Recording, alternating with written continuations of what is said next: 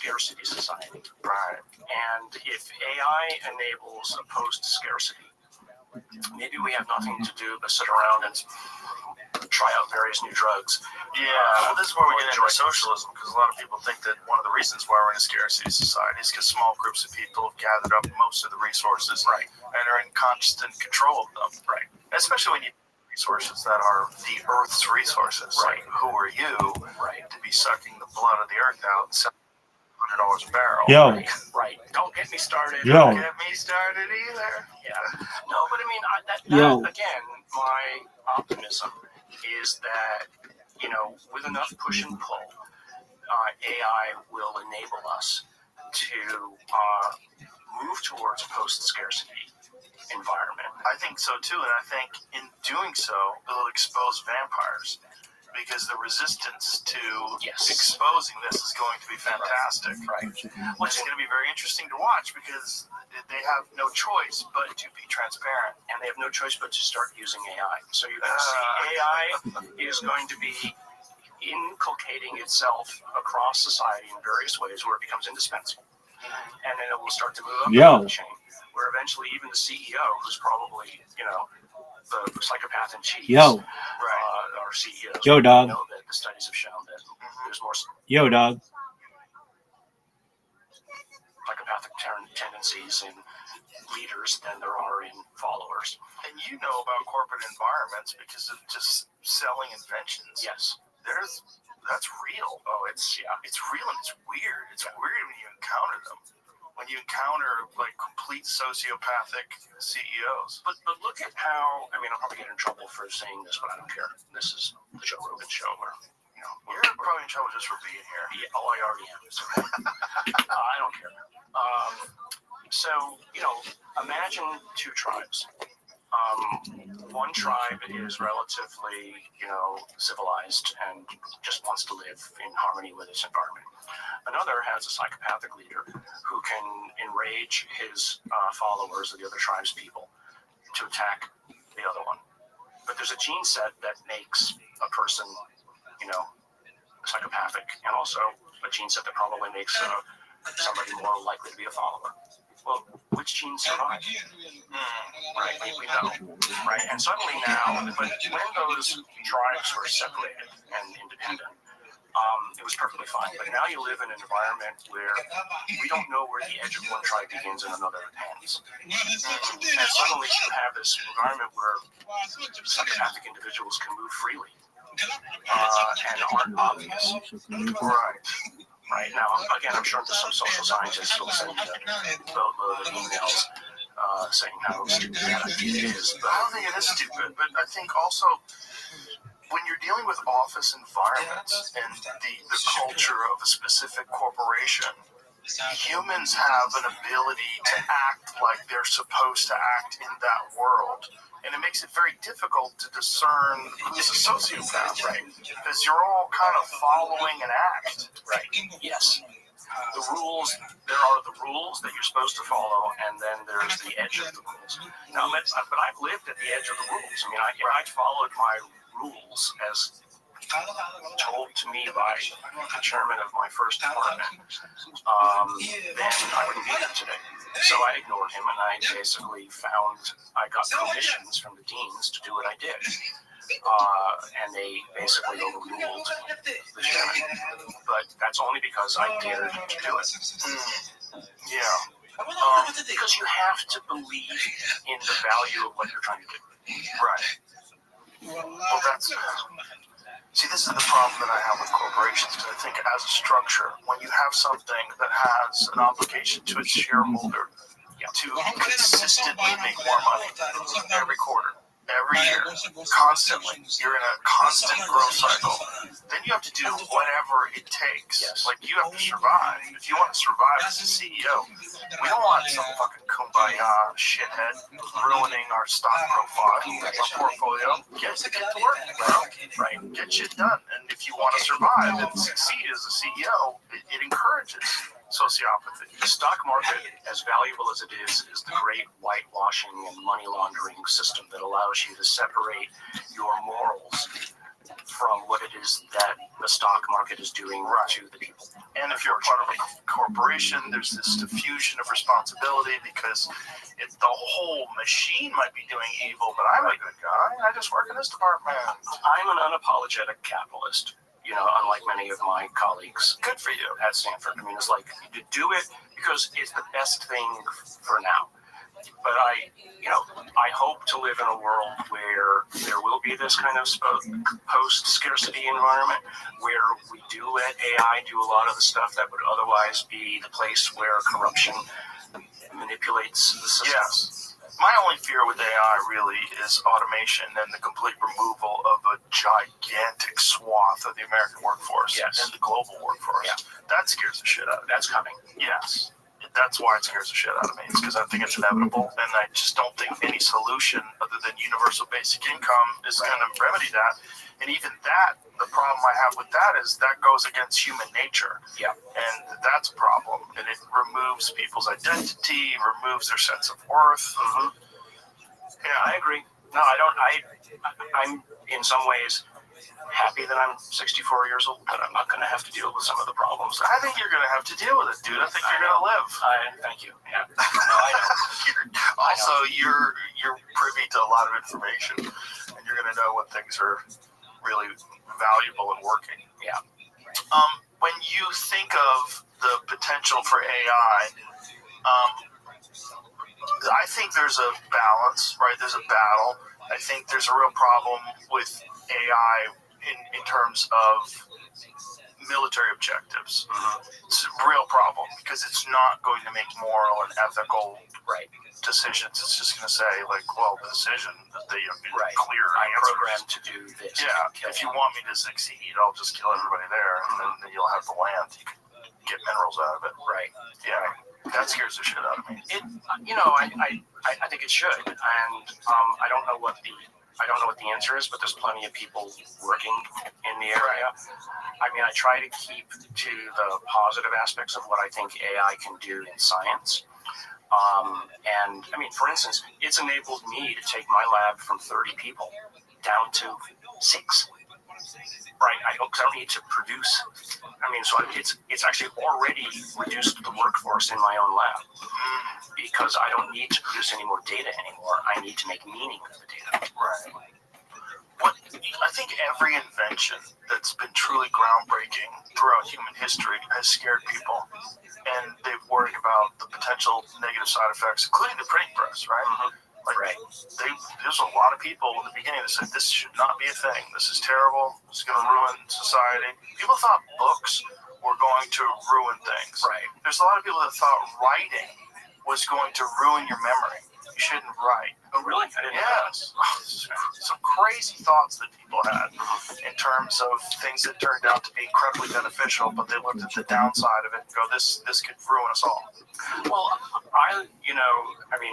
we know about these glasses and AIs and other things that would be sort of omniscient of your environment, and therefore allow you to remember, where did I leave my keys today? Right. Let me rewind. And then my personal hard drive. I would want that, but I don't want it uploaded into Meta. You don't want anybody in control of it and then offering you ads for things. Right. Maybe you have a thought ho-ho would be nice right now. Right. And then why don't you buy some ho-hos? Right. Yeah. They're on sale right now. But I think what's interesting about AI is, we see it as a tool as opposed to actually pretty soon it will be a colleague, and then pretty soon it will be an entity that maybe has rights. And we already see it talking about people saying, well, does AI have consciousness? Right. Whether it has consciousness in terms of the consciousness that some people think about as, embodied in space-time, as opposed to thinking and looking like consciousness, is almost irrelevant to me. I'm looking for a partner that I can interact with and work with or help. So whether it's conscious or not, or whether it acts like it's conscious, doesn't matter so much to me as to whether or not I can use it and work with it, and it can I'm an introvert, as it turns out. I would love to have somebody that I can talk to endlessly about just what it is that I'm interested in, as opposed to having to deal with small talk at a party. Yeah, no, I get it. When you think about the evolution of this stuff, one of the things that kind of freaks me out is it seems like integration is our only option for survival, and that what we're looking at right now, when we see just a normal biological person like you or I without any sort of electronic interface that's permanently part of us, I think that is going to be as weird as someone today who doesn't have a cell phone. Yeah, I agree. And I think that's a really scary. Yeah, the cell phone is like the best thing. Like Elon famously said, we're already cyborgs. You just carry it with you, Right. and eventually it'll be way more. This is super inefficient to be actually have to go look things up and use your thumbs and type up stuff. Or it's just going and even talking to it and asking a question and waiting for the response. That's inefficient in comparison to a human neural interface that allows you to instantaneously access large language models like that. Right. Not only that, but then why do we have 100? I mean, how many different fucking languages do we have? I don't even know. Thousands. Yeah. I don't know. Dialects and all of that. How about one universal language that everybody with a chip gets? And then, boy, do we have a soup of ideas flowing around, and no problem with language barriers, no problem with cultural barriers. But then do you have a problem with the edge of who you are versus who the person is? I think that goes away. I think that goes away and we become a hive mind. I think that's ultimately the evolution of human beings. And look, I know you've done a lot of work with UAPs and the like, and I think you've done some really fantastic work, and you're very objective in your analysis of what this whole situation is. When I look at artificial intelligence and I look at this thing that's clearly taking place right now, and I see what human beings are like in comparison to what they used to be like, especially when you look at like ancient hominids, the alien archetype, this thing that everybody sees supposedly, or one of the many different ones, that kind of looks like what we seem to be going in the direction of being, right? Yeah, I mean, it's one of the reasons why I find it so odd. So, if you just for a moment take UAP and aliens out, or ET, or interdimensionals, whatever you want to call them, out of the question, and fast forward what humanity's going to do in 1,000 years, and our ability to expand into the local galaxy. We're not going to go as ourselves. We're going to go as AI conjoined entities like Avatar. And so when you go somewhere, let's say we don't have warp drive, you're not going to send yourself. You're going to send an AI intermediary that's going to establish humanity, or whatever it is we think humanity will be in 1,000 or 5,000 years in that local environment. And so I think the extent to whatever it is that UAP are here today is somebody else's civilization's version of just this. And that you wouldn't, the principle, us, behind whatever this is that we might be allegedly, etc., dealing with, isn't the thing that's going to show up. So to the extent that Neil deGrasse Tyson is right about anything, the person who gets on the ship at the beginning, or whatever it is that sends it off, is not the same thing that gets off on the other side. But you're going to send missionaries or intermediaries or probes or whatever, and that if you're going to interact with the locals, you're going to make something that looks more or less like the locals, rather than something that whatever it was that you were a million years ago. Does that make sense? Right. I get what you're saying. So you make something that looks like the locals, so that they're more likely to accept that it's a real thing. That's a real thing, but you're not going to make something that looks like a human, because then you'd mistake it as a human. Right. But you might make something that looks more or less enough like the human, but enough like an alien that you're going to recognize it as an alien. And again, I'm just speculating. So the Daily Mail don't say, put an article out tomorrow. Oh, they're going to do it. They're going to do it anyway. Some of the stuff I've seen that's supposedly having quoted as saying is ridiculous, but Yeah, they got to do it. They get everybody. it's the nature. But how did you even get involved in this? Let's bring it to that. Like, so what was your initial introduction to this? Did you have any interest in the idea of UAPs or UFOs? I had a general, and so once YouTube started becoming a thing, and you're clicking around, and I said, oh, UFOs, that's kind of cool. And I read nothing but sci-fi. I'm pathetically narrow in that sense. And so I followed, I followed the usual kinds of things that you would see on the early days of YouTube. And I came across this thing called the Anakama movie. You probably that little movie that was claimed to be an alien being. Is this the Peruvian one? Yes, it was Chilean. Oh, so this is the original. The original one. Okay. And so I reached out to the people who were claiming to represent the owner of the thing. And I said, was this 2010, 2011? And I said, hey, I can tell you what it is. Why don't you, I can tell you if it's human or not. If you would get me a piece of its, first of all, send me some x-rays of the thing. So the first thing I did with those x-rays was, it turned out that at Stanford, we have the world's expert who wrote the book on pediatric bone disorders. And I brought it to him, and I said, what do you think this is? And he said, well, I haven't really seen this before, but it could be this gene, etc. I said, but here's, there it is. And so, it looks weird, doesn't it? Super. And so, so the expert told me, okay, I need this view of an X-ray, this view, this view, this view. And so we got that, and he came back and said, okay, well, we need to get some DNA sequencing. I said, okay. So we got a piece of the bone from actually the rib. And the rib was important to use because that would be, I felt, an area that would be least likely to be contaminated by bacterial, degradation. And so I got a little bit of bone marrow out, and I did the sequencing. Long story short, I had to bring in, once I done that, there was a lot of DNA that didn't make sense, but it's old DNA. It wasn't that old, actually, but it was degraded. So I had to bring in experts at Stanford who knew how to fix the degradation. And then I had to bring in an expert in South American genetics who also happened to be at Stanford.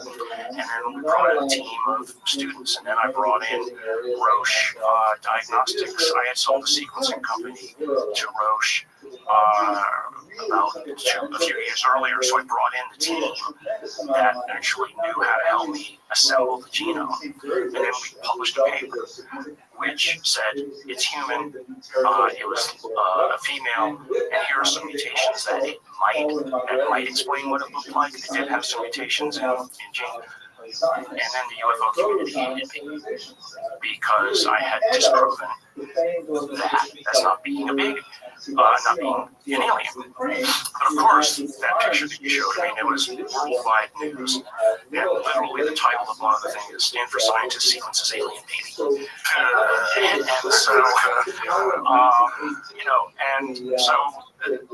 But the paper stands the test of time. Nobody's disproven what it is that I showed, despite the fact that some people want to say that I was a CIA plant that was paid off by the CIA. So, of course. But what that had done was, and I didn't realize, but I kind of hoped, was that it sent up a flag to a scientific community that already existed that I wasn't aware of scientists who were deeply involved with the government in the analysis of UAP that I wasn't privy to.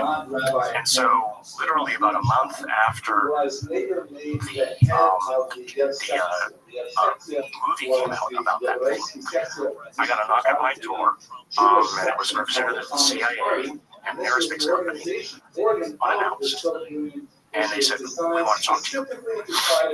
And they wanted my help with a number of military and diplomatic personnel who had been, they claimed, harmed by things. They had their heart stuff, etc. Long story short, the majority of the 100 or so people that I had privy to their medical records ended up being the first of the Havana syndrome patients. They heard things in their head, etc. But what they had done was they had shown me the data literally that day in my office. They brought out the MRIs, they brought out the X-rays of the damage in the brain, etc. It was clear. I mean, it was not just data, it was evidence that something had happened. It wasn't somebody's story, it was evidence that was repeatable. And so that took us about 3 or 4 years to figure out what they were. And it was at about the time that actually the Havana events were occurring that we realized that all the symptoms of what it is that we were seeing in this group of patients were matching what it was that the Havana syndrome individuals had. So in a way that was good, because that meant that those 90 or so patients who matched, we could hand over to the national security people, and it became a real thing. And now there's like a DoD website that has anomalous health incidents where people can come forward and report the stuff that they've got, and here's the ways you can use the Veterans Administration to seek medical help. Whereas previously they've been shooed away because we don't want to hear about it. What do they think it is? It's an energy weapon of some kind, a microwave or other energy or gamma energy weapon. And that sounds crazy, except no one would admit or no one would deny that we have the capability to do it.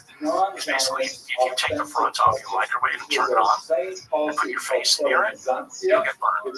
So this is just a way to direct the microwaves or sound waves at specific individuals. And do you think it was experimental or no? So these are targeted people with specific intention to get those people because they had some function that they wanted to annoy. They wanted to get them out of the way.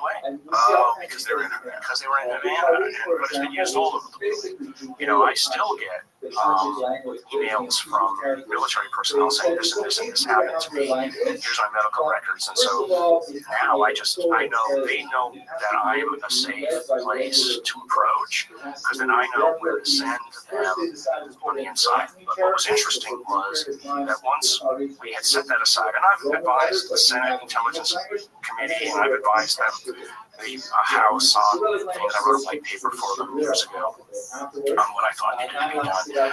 But what was interesting were the remaining 10 people who had, who didn't have Havana syndrome, but had a series of other problems. And several of them had said that part of their problem was initiated because they'd come in contact with what they claimed to be a UFO. By the way, I just noticed that you have a UFO on the wall behind you. We're all in over here. So that got me introduced to what people like Sean Collet, you've had on the show a couple times. Great guy. He became my mentor, who essentially took me out of the wilderness. I could have gone down 20 different rabbit holes. And he lives in San Francisco, and we meet regularly, and we still meet regularly. And he basically gave me a formulation of how to think about this.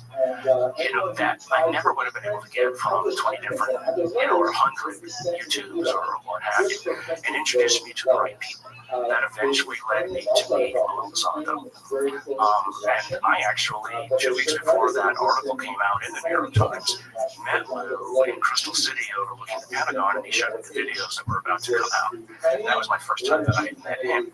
And then through all of them, I met Dave Grush, Carl Bell, and Dave and I are in regular contact. And I just want to say up front, I hope that the Trump administration understands the value of what David can bring to them and put him in a position of authority that gives him not the ability necessarily to make decisions, but to give the necessary information to the right people. Because I think there's great commercial value here that is being missed, not just the Are We Alone, etc. I think there's extraordinary commercial value. I mean, imagine the civilization that's a million years ahead of us. How many technology revolutions allow these objects to move, as we clearly see something motivating itself from the neutron around the atmosphere. So if we could scrape just the tiniest bit of understanding off the top of that, what would that do to change our own civilization? I mean, silicon, a grain of sand, makes us who we are today. Everything that's around me right here is all run off of silicon, right? Compute. But imagine that there's other inventions, other ways of manipulating reality that we don't appreciate yet because our physics just isn't there yet. If we can understand that.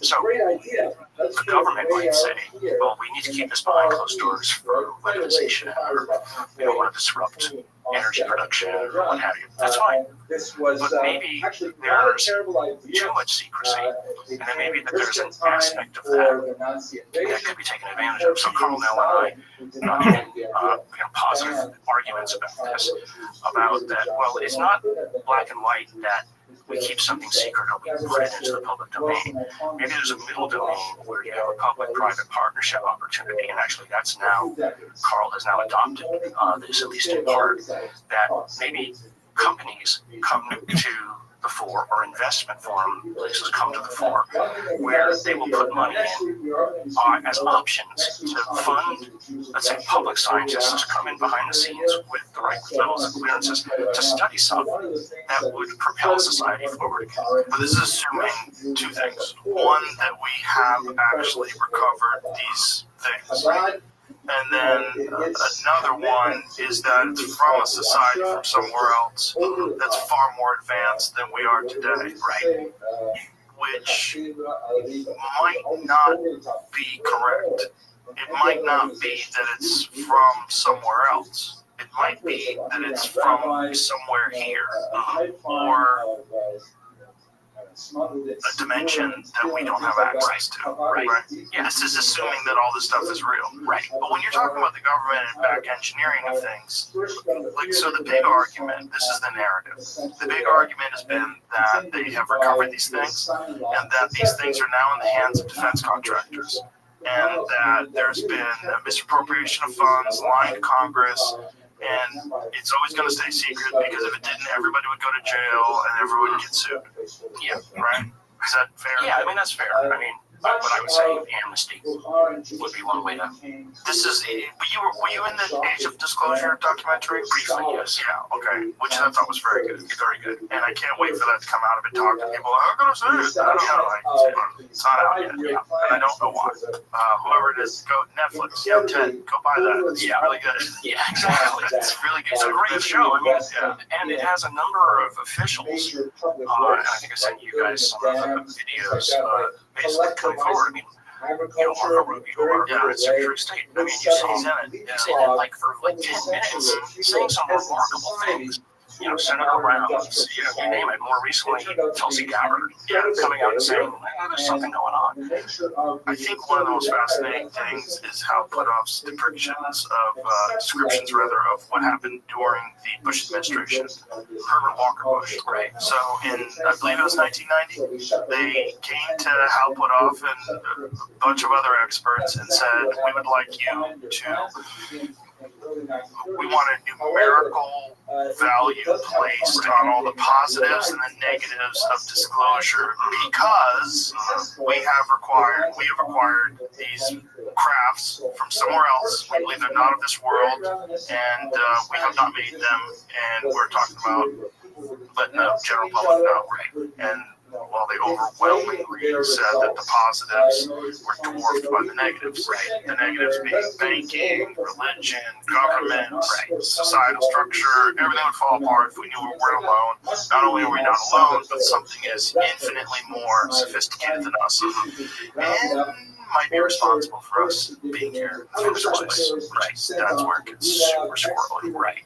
Where you can imagine the Book of Enoch and just a lot of.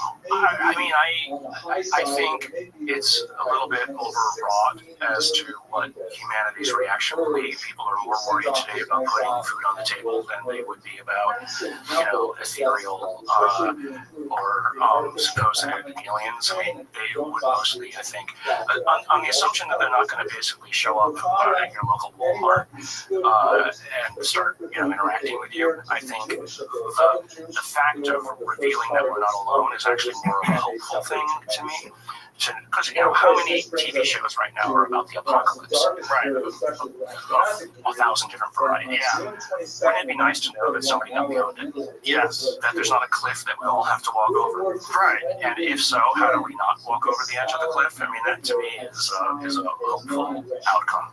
Now, Hal and Eric and all the people are all good friends. Hal is probably, for all of the things that he says positively, is probably the tightest clam I've ever met in terms of making sure that he doesn't go over the line. Yeah, he knows too much. Yeah, that's the thing. He has to be very careful who he's talking Welcome. to, what he says.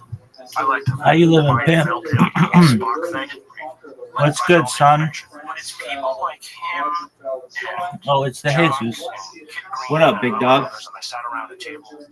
Hope you're doing well. Years, like twice a year. And I looked around the table and thought, I like your board. the things that these people know, or claim to know, I want to know. And the opportunity that's here, and why can't we get this information out if it's real? And so, rather than arguing with people about the matter, that's, for instance, why I created the Soul Foundation, which is a charitable group of academics. I started with David Grush and Peter Skafish.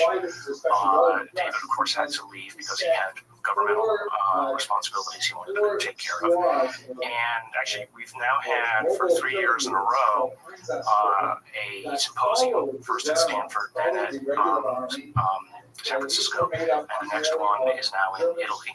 So I'm going to plug it, soul2025.org. You can go look if you want to go to Soul, SOL, as in 2025.org. And the purpose of that was not to advocate that any of this is real, but was to create an environment within which academics or professionals or just lay people interested in the subject matter could come and talk about it in a very professional manner, right? Just to bounce around ideas, not to advocate for, they're here or they're reptilians or they're this or they're that, but to, like some of the things you raised, what are the ethical issues, what are the religious issues? So we have put out a number of white papers. For instance, when we had a member of the Catholic hierarchy write a paper on the issues related to Catholicism and religion. We've had Timothy Gallaudet, who's actually on our advisory committee, talk about USOs and those issues. We talked about near space issues. Peter is running a study on experiencers. Not that the experiences are necessarily real, but what are the kinds of psychosocial matters that need to be considered for people who say that this has happened to them.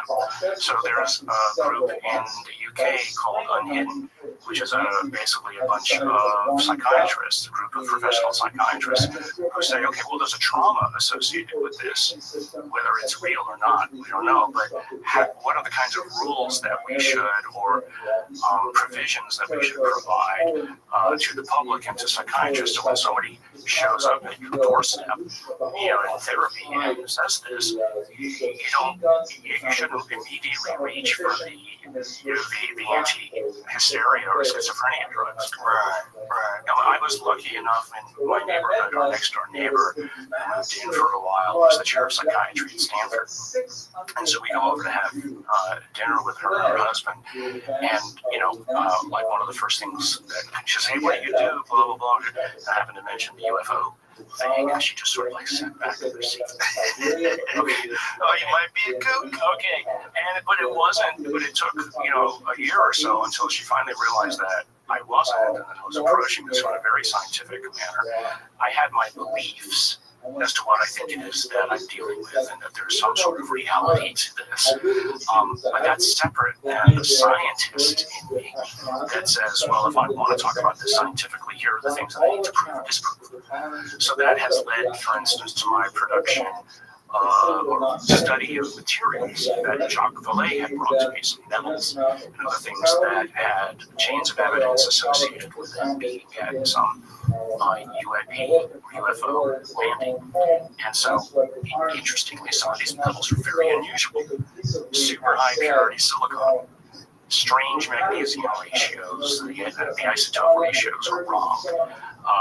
etc. Now, that's not proof of anything, but it's proof that somebody engineered them. So it's that plus the medical. Those are the kinds of reality-based tests that I can do to provide to my colleagues to say, here is data and evidence. Evidence isn't proof of evidence of anything.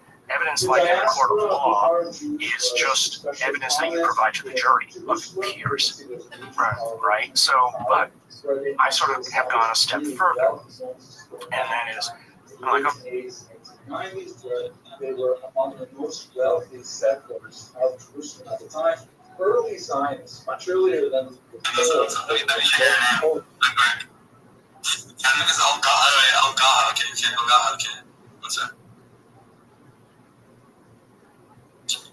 Where is he? There's the thingy here. Okay, boom.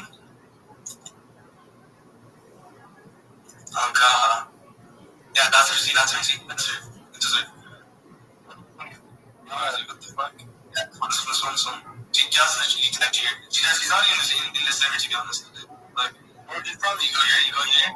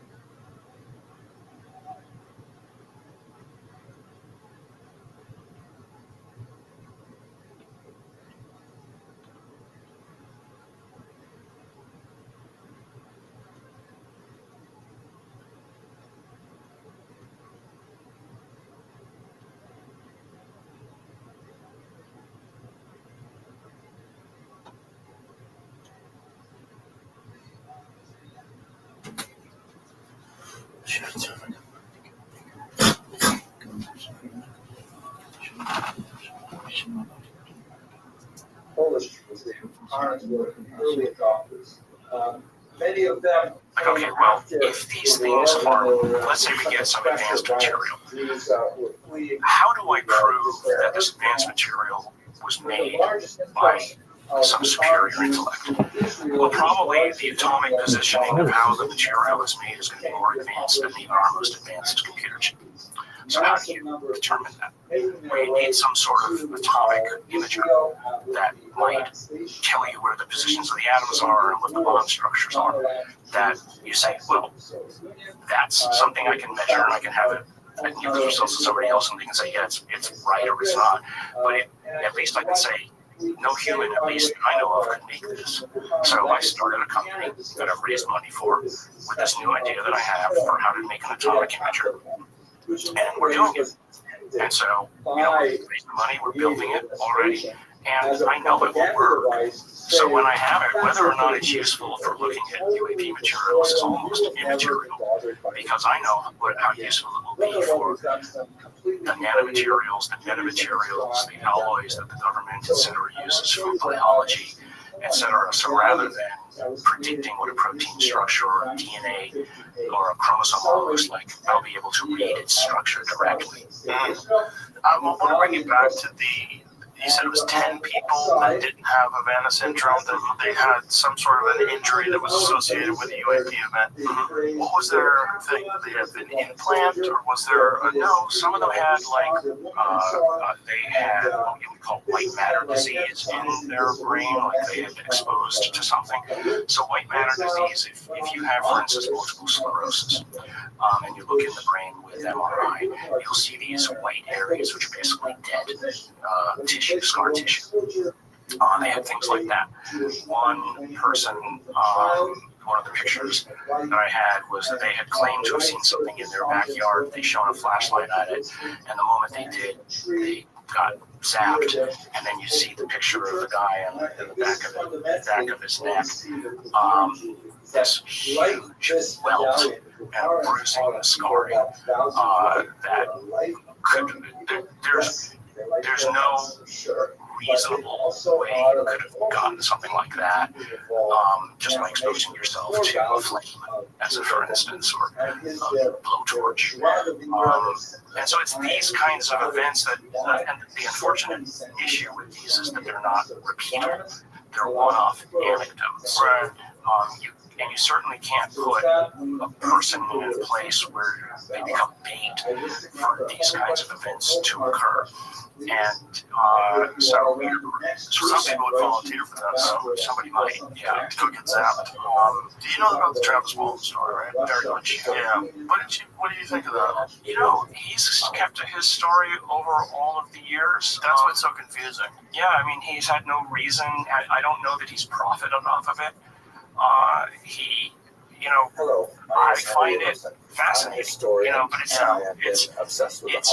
the irreproducibility of the events that the skeptics, I call them more pseudo-skeptics, they're pseudists, like nudists, they're pseudists that use these one-offs of these events to disparage the entire, idea of it.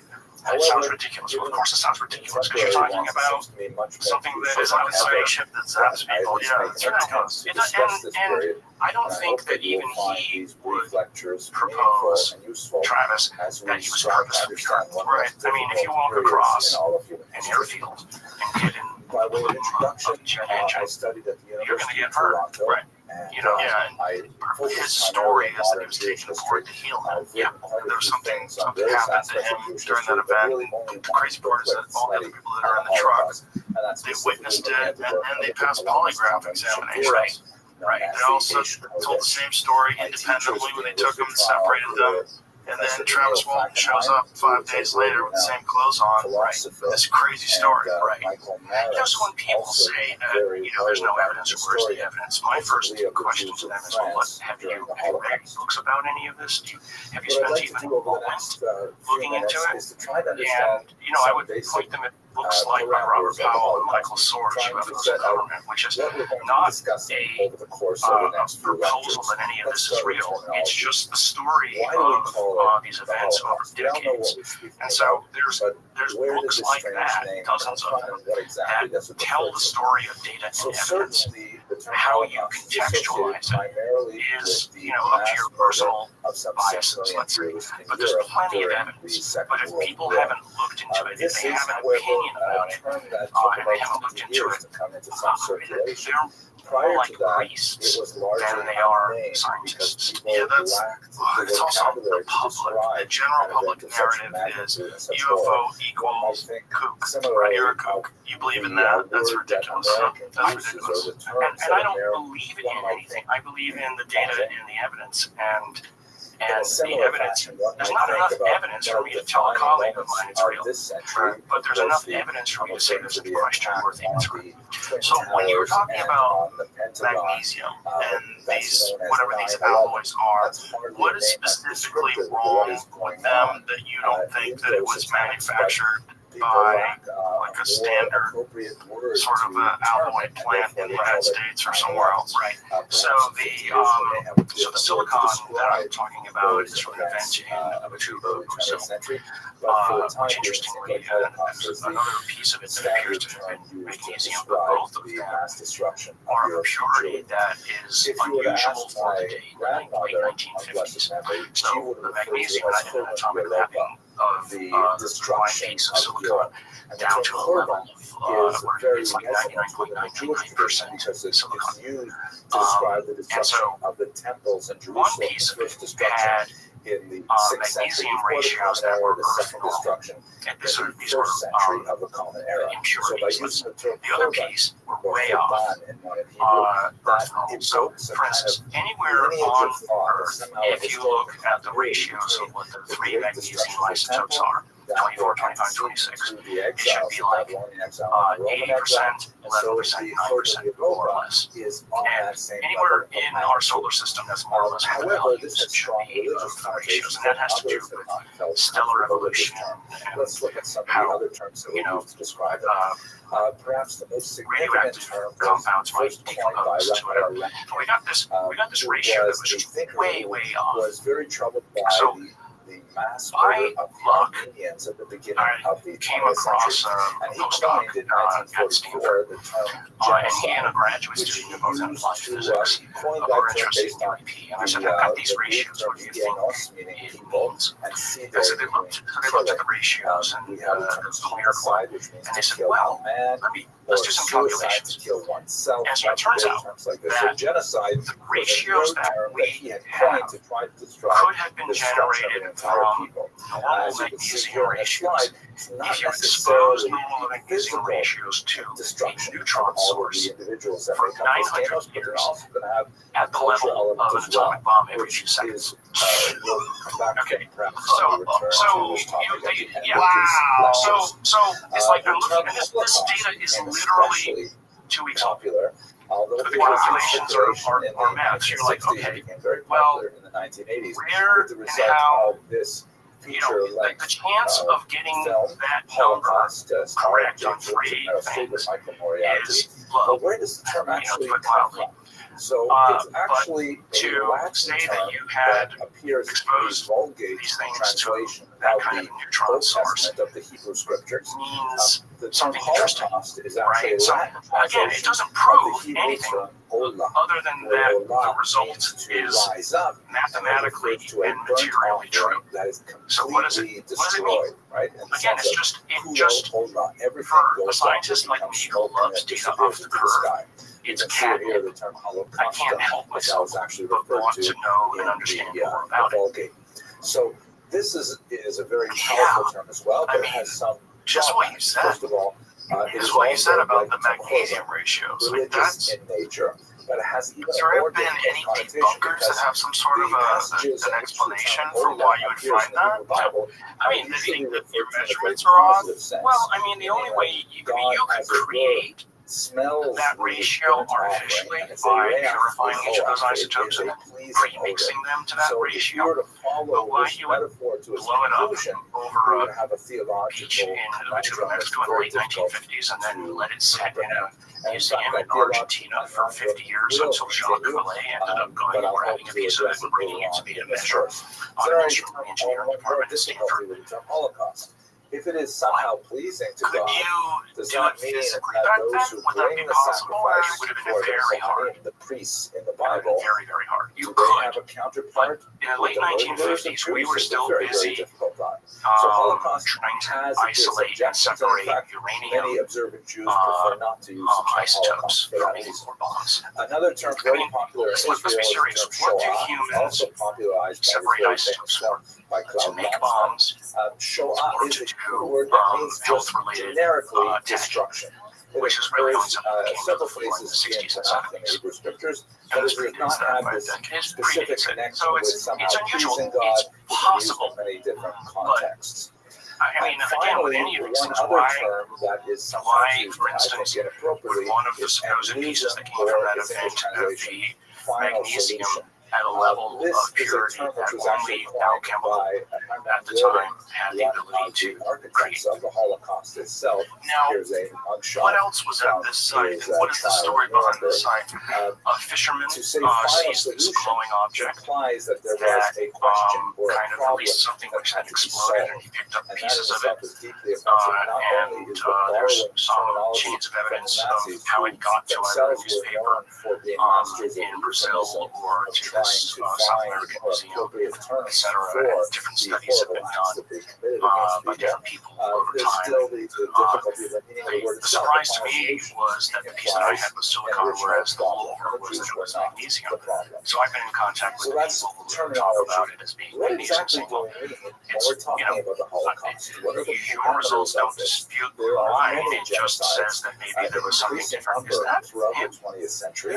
What are the Travis, features well, of that's this Travis. particular That's Travis. genocide Travis Ball's that are him. unique It's to cool. the Holocaust, more or less? So, let's pick out three basic I don't ideas know which what we it will means. I return mean, to I over the course of published these probably lectures. one of the first The peer first review is that papers the on Holocaust UAP material was very from an organized event and in Council deliberate. Bluffs, Iowa. Using stereotypically Prussian And the means, event the was Nazis an object were seen, able to rotating, define lights flashing, who their etc. target Something was, as appears to you see drop from in the object. Nuremberg laws The that are police shown saw here that it. specifically Several define other how many groups saw it in the grandparents one had to 1970s. have to They be all considered a converged Jew, on and the what would happen if locale, one had and somewhat this was less like than in that number. February or something. It was Defining winter. who the Jews And there were, was this big pile of molten isolating metal them, rounding in the them middle of up, this and field. murdering them. This is Probably not 30, like a 40 pounds of pogrom, it. which is kind of like And a people wild try to riot explain kind it of away as well. The helicopter had a giant vat of This is a molten metal, planned, and then you calculate organized, deliberate how process. far That's and something how very big special a container you would have to carry is molten associated with the metal of this type. Holocaust as opposed And to so I many other analyzed it genocides of the 20th century in and particular. with a device Secondly, that we invented in it my is lab actually total. called It is multiplex ion amazing to beam imaging, which contemplate is a kind of what's the called secondary scale ion of mass the spec, which what you Nazis' do is you shoot a beam of ions audacious at an goal, object like a sand horrific blaster. goal of It murdering all the Jews ionizes as the well. material on the Here you see a target, page from the and then infamous you shoot Wannsee off and conference measure when the mass of Ted the objects that you got just together to sandblasted determine off. where all the And Jews so within their what we catchment found area was lived, nothing and how unusual they in could terms of possibly isotope round them all ratios, up. And except in we this found list, you a have mixture of the metals estimated that, Jewish depending on where you population looked in the Jews all sample, over Europe, was different. including So it'd be like 200 iron, Jews in titanium, Albania. chromium, of a Just to certain think that the ratio here, Nazis but a controlled different all of ratio of Europe those things were over willing there, to hunt over here. down So 200 Jews. what that meant was that whatever this stuff the was country of Albania, that's didn't come completely mind-boggling. And pre-mixed. furthermore, it Wasn't like a many regions milkshake. that were It was a slurry of partially mixed materials such as that somebody decided to drop off. So again, this is just data, but my purpose of publishing it was first, this was published in Progress in Aerospace Sciences, peer reviewed. The purpose was to show you're not going to get thrown out of the academy for publishing this stuff. It was industrial. As long as you don't make It was unusually crazy modern. conclusions It and was you just say, not here's the data, a to kind show of a people violent that crime you of can passion publish this stuff as long as you're scientifically careful in how far you go, you leave yourself plenty of diplomatic exits in the verbiage that you use. And it was part of what then got me to start the Soul Foundation, along with Dave and others, to say, look, it's okay to do this, as long as you're careful. And that's why people, Ilo came after me, because he had kind of the same pushback from his community. All he was doing was saying, the question's on the table. I'm not saying it's true. It's just you can't push this off the table. So you have the same kind of righteous indignation that I have that propels me to say, well, I'm going to show you why you can't take this off the table. So when they found this puddle of molten metal, and it's a bunch of different mixtures, so it seems like there's a bunch of different stuff that was there and it wasn't perfectly mixed. Is there some sort of, have you theorized of some sort of a reason why they would, any person or any creature or any being would do that? Is there something that you would extract from that kind of metal, like heating it up to a certain degree and having a mixture of all these things, and it's just a byproduct? Yeah, I think it's dropping off. I think it's a byproduct of some process that might extract. It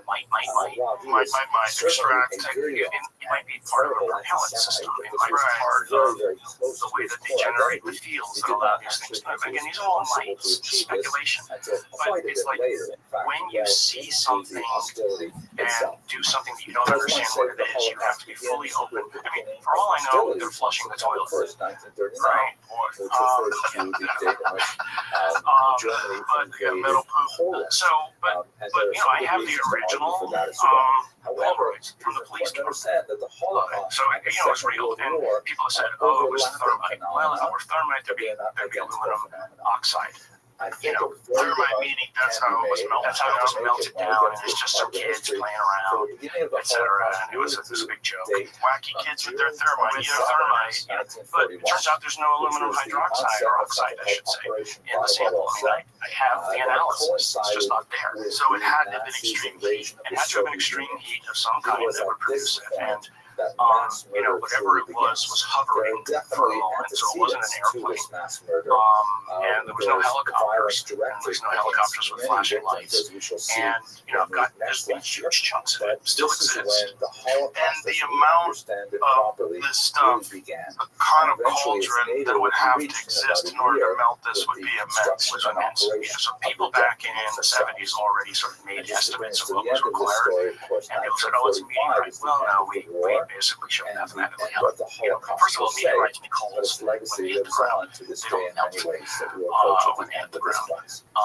And they make explosions. Are there similar instances of something along this line? Several. That's what's so interesting, is that worldwide, there are multiple reports of molten metals that get dropped off of these objects. And I have actually two other ones of a molten metal that was dropped off of one case in Australia and another in another area. I'm not allowed to say, but it was one actually happened supposedly. I've got to find the guy again in Fresno. Maybe he's listening. That he said stuff dropped. And he has more metal that landed in a puddle in the asphalt of his driveway. And he saw this object. So, and it's just holding on to it. He reached out to me, and it was still at a time when I was just kind of getting into this area, but there's many examples of this kind of thing. So, but interestingly, several of these other ones are just aluminum. The one that I have is iron or whatever. So what does that tell me? Does that tell me there's different kinds of ways of accomplishing a goal? Whatever it is, they're either throwing something overboard, or from, because they don't need it anymore, or because maybe it's getting in the way of something and it's time to get rid of it. Have you brought in anyone who's like a real expert in material sciences that would theorize, given an immense increase in technology, and what potentially do you think this could be? The purpose of being on shows like this is to have